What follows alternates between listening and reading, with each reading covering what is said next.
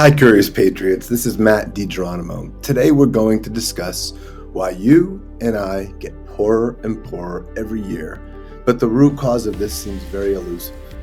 Expenses are going up, while wages are stagnating and have for decades. Many blame corporate greed, but I don't.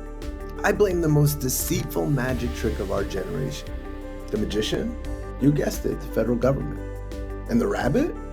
The Consumer Price Index, or CPI. The government's official measure of inflation. The problem? It's a lie, and I don't use that word lightly. The CPI is supposed to measure how much prices are increasing by tracking a basket of goods, 80,000 goods. This basket includes bread, eggs, milk, cars, utilities, gasoline, house prices, and thousands of others. If the price of that basket goes up over a month, we call that inflation. Seems simple, right? CPI is used to determine annual Social Security increases, government employee and military annual pay increases, interest rates, and most private sector pay raises. That's right, most businesses base your annual raise on CPI. So if CPI says inflation is 3% and your company gives you a 3% raise, they feel pretty good. But if real inflation is 9%, you just took a 6% pay cut. So how, why, and when was CPI rigged? In 1998, the government decided CPI was overstating inflation. So what do? They just changed the rules. Those rules have been working since 1913. So which rules did they change? They changed 4. It substantially changed the entire calculation to the detriment of the citizen and the benefit of the government. Number 1, substitution bias. Instead of tracking the cost of the same items over time, they assume consumers will switch if something gets too expensive. Can't afford steak? The consumer will eat chicken. Can't afford chicken? They'll eat lentils. Can't afford lentils? Well, we don't measure starvation.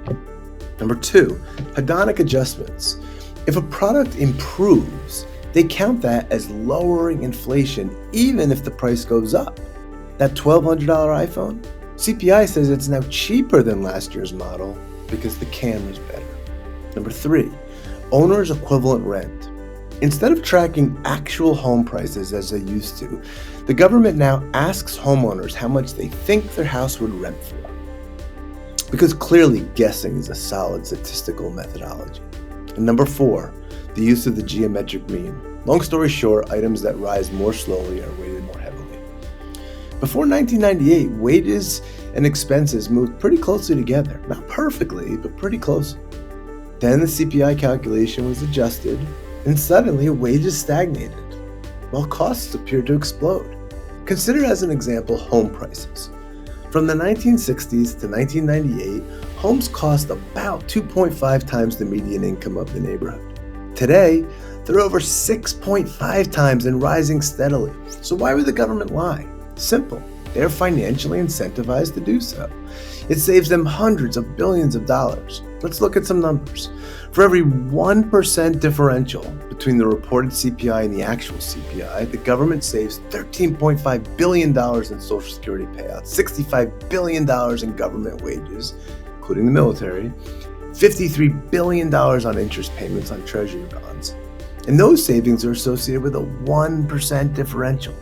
Think about 2022. Reported inflation peaked at 9%. But if we use the pre-1998 formula, it would have been closer to 20%, which I believe is more consistent with our gut feel from our trips to the grocery store, right? That's not inflation. That's a financial mugging to you and I and a $1 trillion savings to the government. If you controlled the rulebook and you could save your organization billions or trillions of dollars, would you be tempted to cheat?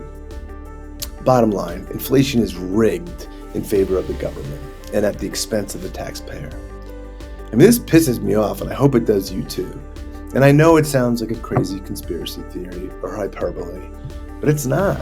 I've studied this for years, and I stand by every word. So what do you think? Let's talk. Drop a comment, like, subscribe, share, because the more people know about this, the harder it will be for the government to keep up this charade. I'm Matt DiGeronimo. And until next time,